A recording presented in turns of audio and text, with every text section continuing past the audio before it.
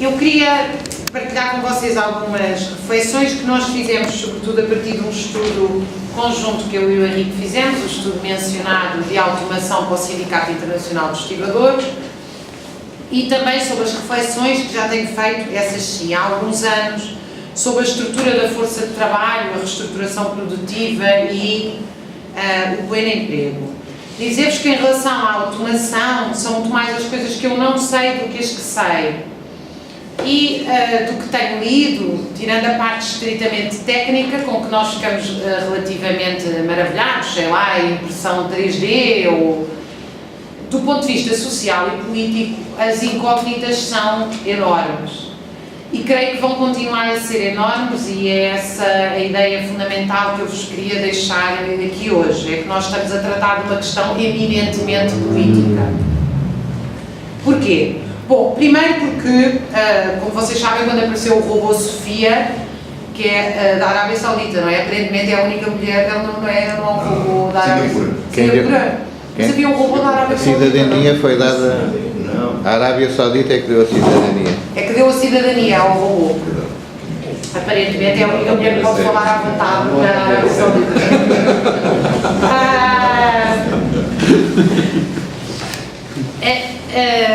Apareceu num país que tem uma parte substancial da força de trabalho por conta de outra, em 70%, 80%, o Eugénio corrigir-me-á, a ganhar menos de 900 euros por mês, apareceu a dizer: nós vamos ficar com os vossos empregos.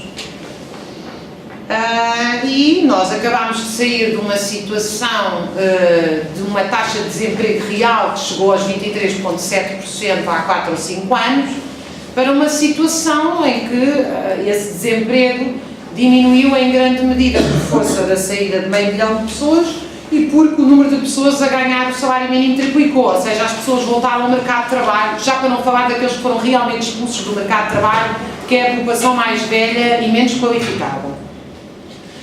Obviamente que a primeira coisa que aparece naquela imagem é uma situação de terror social, não é? Um país que vive em grande medida na ansiedade terrível da insegurança do emprego, este tipo de imagem. É muito curioso que ela aparece no momento em que Portugal vive escassez de força de trabalho e vai viver ainda mais. Se vocês forem visitar os empresários deste país, todos vos vão dizer: a PSA, Citroën quer abrir um terceiro turno no Norte, não consegue. Em Barcelos estão a mandar encomendas para trás na indústria têxtil. Em Oliveira das Meias não têm força de trabalho suficiente para a indústria de moldes. Neste momento penso que, nós começámos agora um estudo sobre os professores, eu penso que há, num universo de 140 mil professores em Portugal, 300 com menos de 30 anos. Portanto, nós estamos a enfrentar um problema de escassez de força de trabalho que se vai intensificar e que, pese embora toda a propaganda ao contrário na televisão, a Comissão Europeia já identificou. Portanto, dos centros de trabalho da Comissão Europeia face à estrutura do mercado laboral na Europa é dizer, eu vou dizê-lo de forma simplista, porque tenho só 20 minutos para partilhar isto convosco, mas é dizer o seguinte: há uma reconversão industrial em curso, disso não há dúvida nenhuma. Qual será a extensão dela nós não sabemos, mas há uma reconversão industrial em curso. Ao mesmo tempo, há um esgotamento da força de trabalho que entrou nos processos de pré-reforma massiva, etc., no início dos anos 90. A qualificação real dos trabalhadores é duvidosa, isto assume a própria Comissão Europeia, nomeadamente a capacidade de formação, a chamada formação para o mercado de trabalho, etc., etc.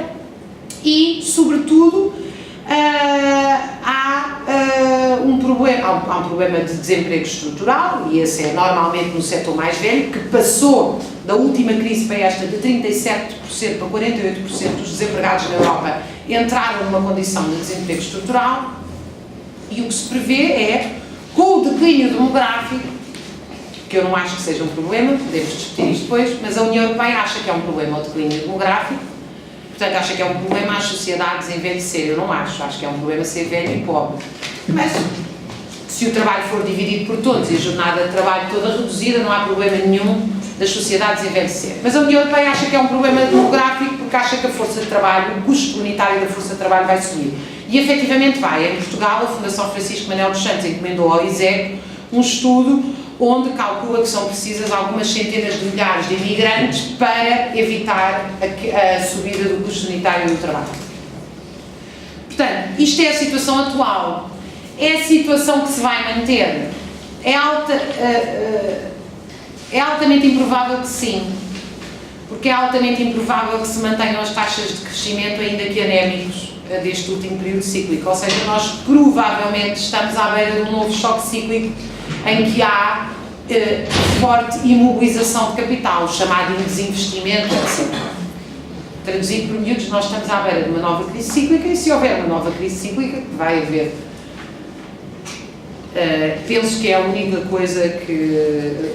previsão que todos os marxistas do mundo concordam e pelos vistos os quadros do FMI também, é que vai haver uma próxima crise cíclica.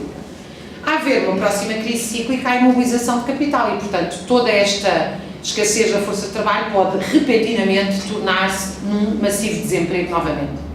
Até porque a próxima crise económica não tem a mobilidade das taxas de juros que já teve a anterior, não se vai arranjar mais helicópteros de dinheiro para despejar em cima de Wall Street, portanto, tudo isto é altamente... O que eu estou aqui a dizer é o seguinte: não há nada que diga neste momento que há um problema de desemprego, pelo contrário, as empresas estão a viver um problema de escassez de força de trabalho. 2, estas situações são altamente voláteis.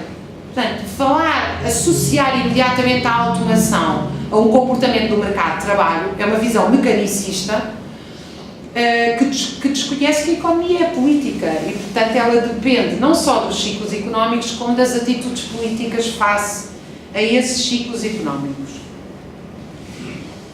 Dito isto, eu não tenho, o Henrique já o referiu um bocadinho, não é a minha área, eu não tenho dúvidas nenhumas de que há em curso, eu não lhe vou chamar uma revolução tecnológica, mas está em curso,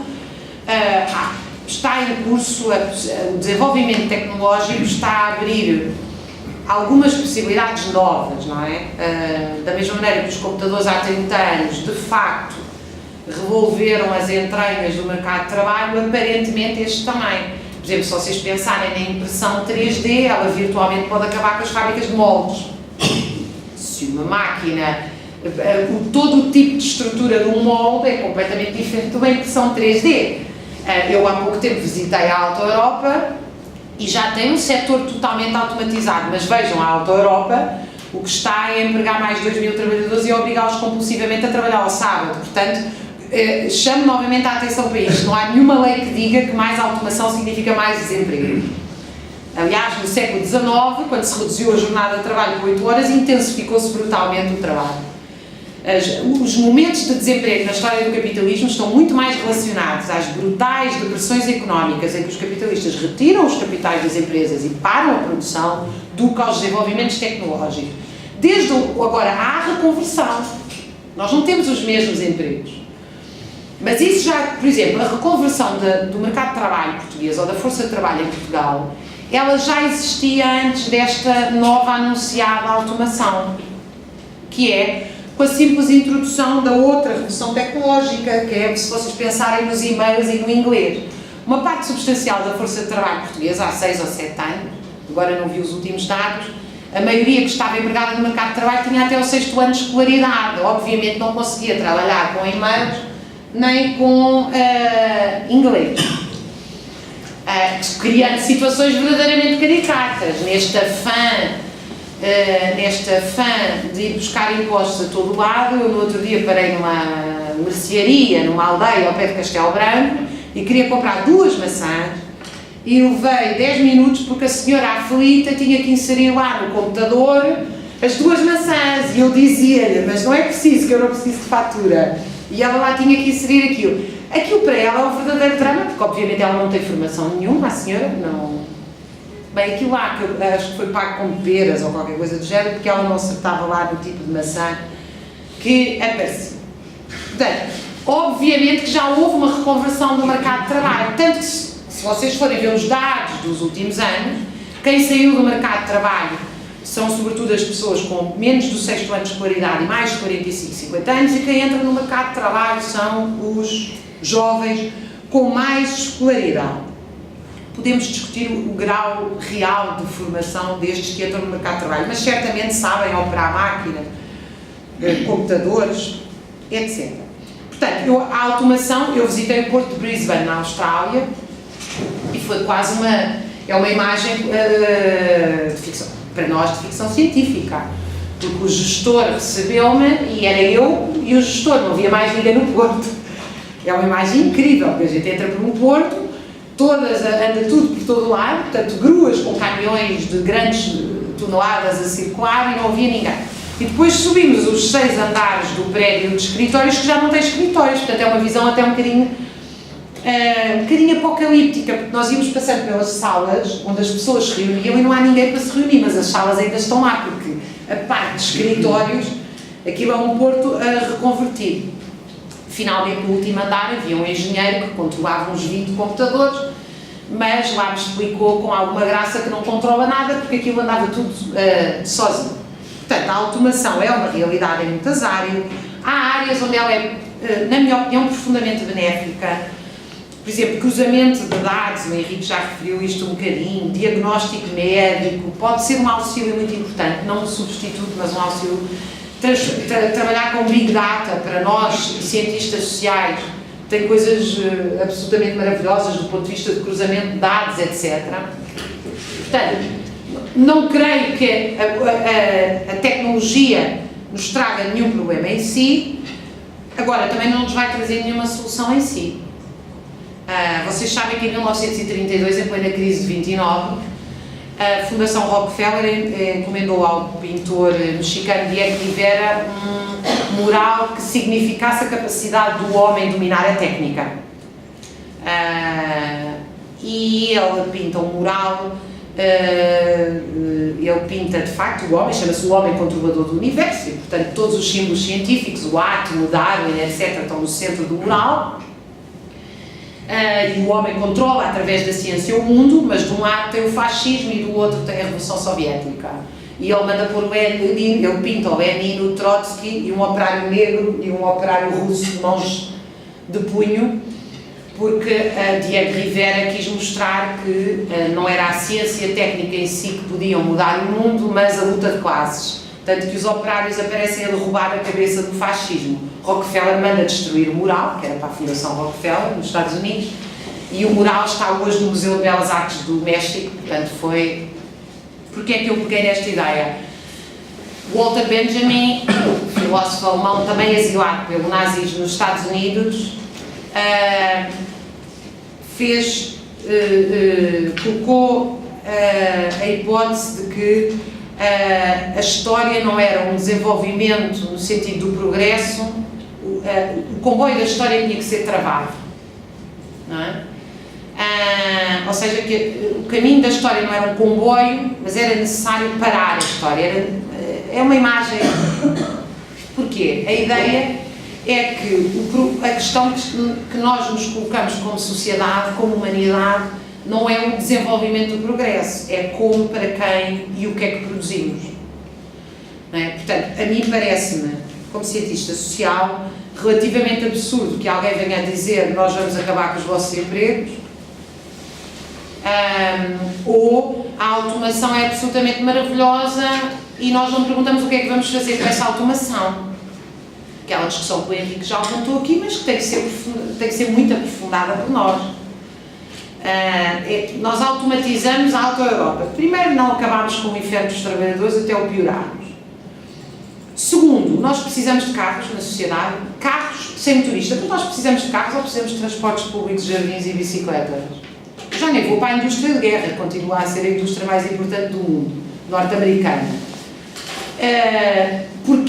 Ou seja, nós temos que parar para pensar porque é que nós produzimos e o que é que nós produzimos e para quem é que nós produzimos. Portanto, o problema da tecnologia em si, a tecnologia é maravilhosa se for colocada ao serviço da humanidade. Eu, quando vou a um supermercado e raramente vou, porque eu moro ao lado de uma praça, até porque me causa, vou-vos dizer do fundo do coração, causa-me uma grande ansiedade ver estes trabalhos repetitivos e monótonos.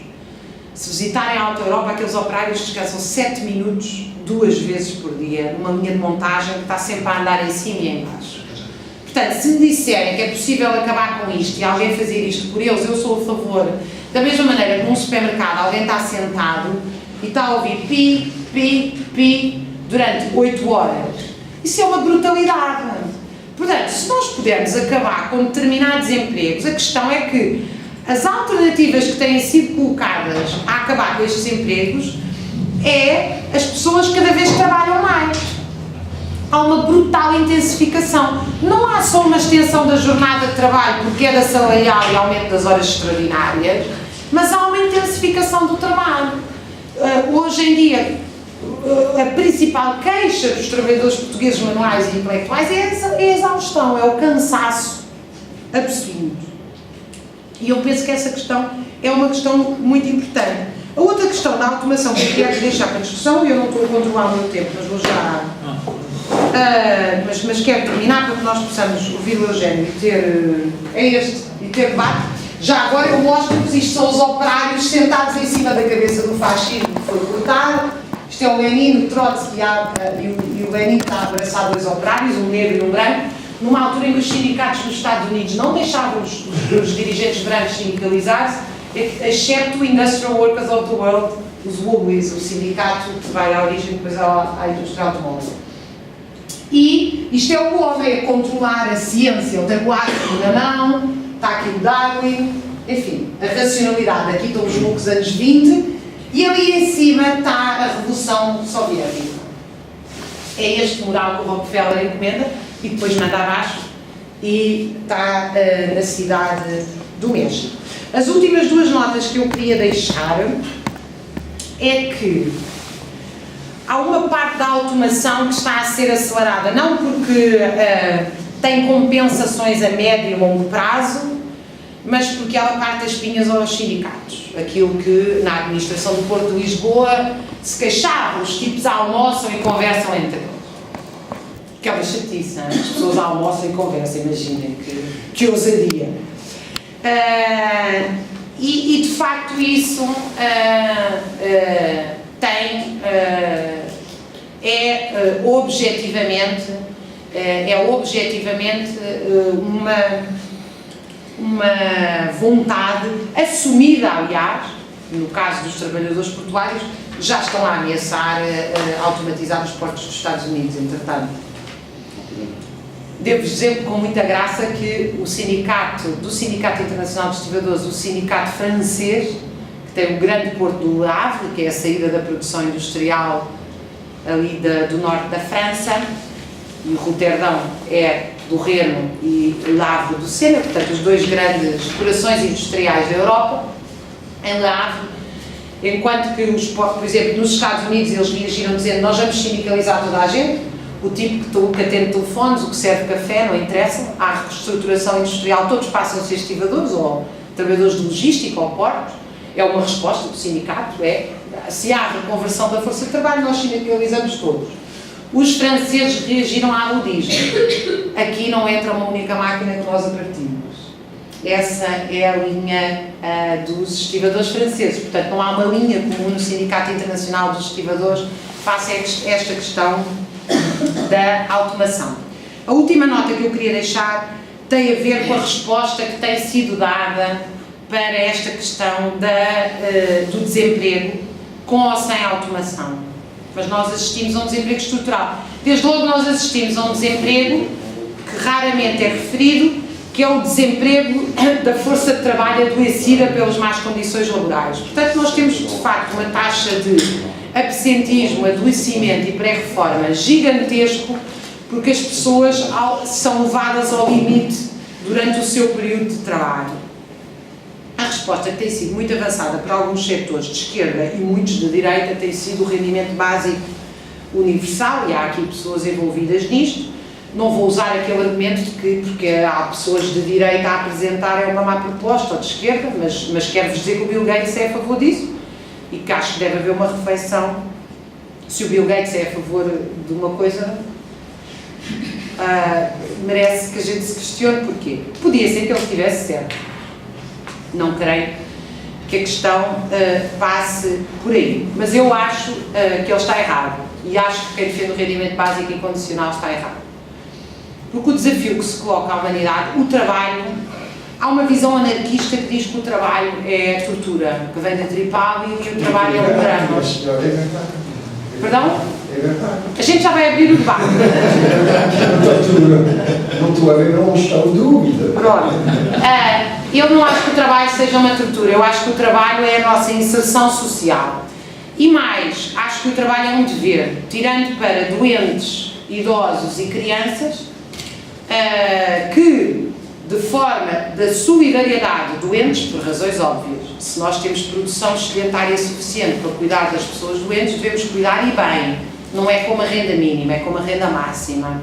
Crianças e idosos, porque faz parte da solidariedade geracional. Os idosos já trabalharam e as crianças vão trabalhar. E, portanto, eu acho que o trabalho deve ser dividido por todos devem trabalhar, e isso para mim é um princípio moral, porque todos nós devemos contribuir para a sociedade e para a produção da sociedade.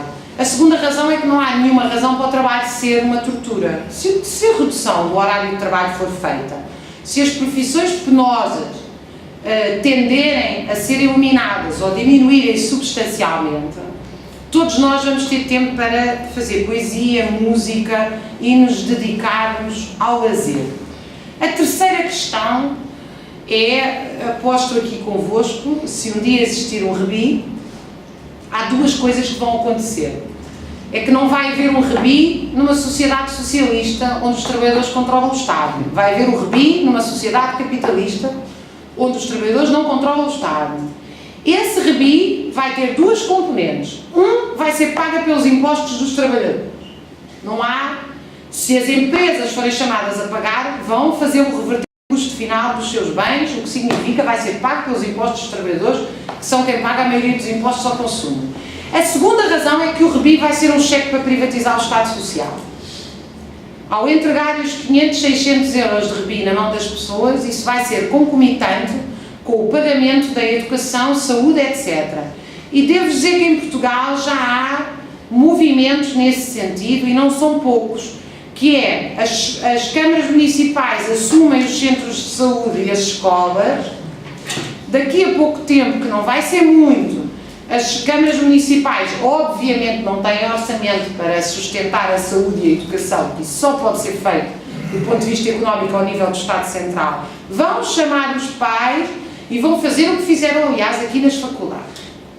Quem tem dinheiro paga, quem não tem recebe um REBI, uma bolsa, para comprar. Isso ainda por cima significa a transformação de um serviço público não sujeito à lógica de mercado em capitais portadores de juro, porque o REBI vai ser pago no banco. Ou seja, vai significar capitais... Não estou a ver que o Estado vai dar os 500 ou 600 euros, não, devolver aos trabalhadores na forma de dinheiro. Esse dinheiro vai entrar no banco. E a partir do momento em que entra no banco, significa capitais portadores de juro.